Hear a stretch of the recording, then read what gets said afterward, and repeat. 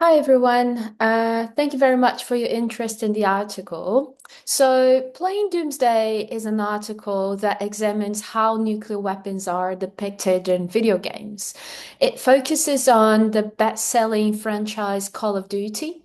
And the overarching claim I make in the article is that representations of nuclear weapons in these games help normalize the ongoing possession and modernization of nuclear weapons.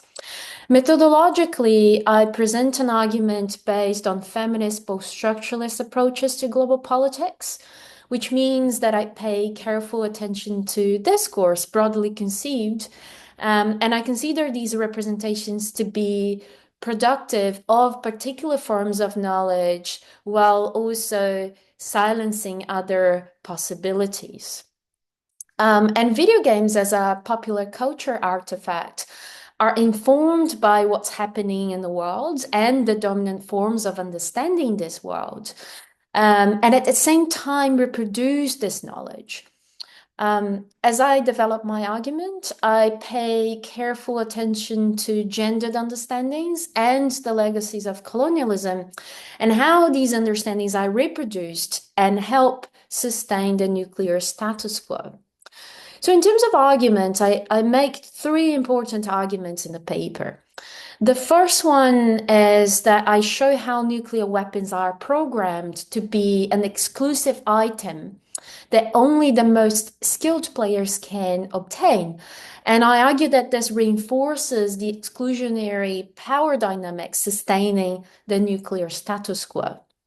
The second argument is that I show how game dynamics produce nuclear weapons as a win condition and therefore a symbol of power and success. And I argue that this reinforces dominant understandings of nuclear weapons military value, and at the same time mask the horror of killing.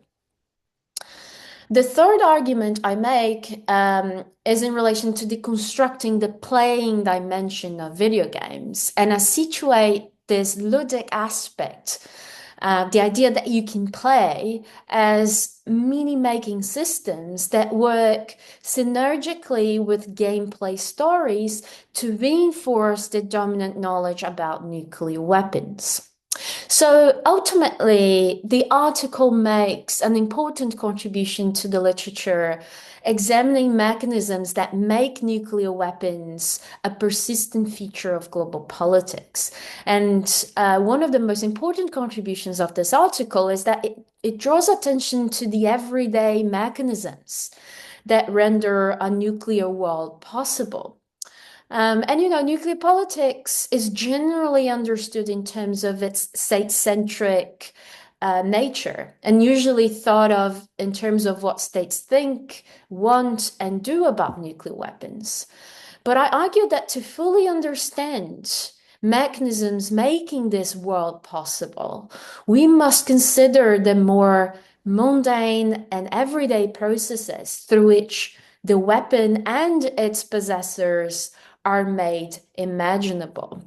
So the article draws attention to a set of mechanisms, a set of everyday mechanisms, but there's certainly more to be done in this area. And I think this is of crucial importance for policymaking, and therefore for theorizing possibilities for policy innovation and change. And so I do hope that this work inspires and opens opportunities for future research on the everyday politics of nuclear weapons.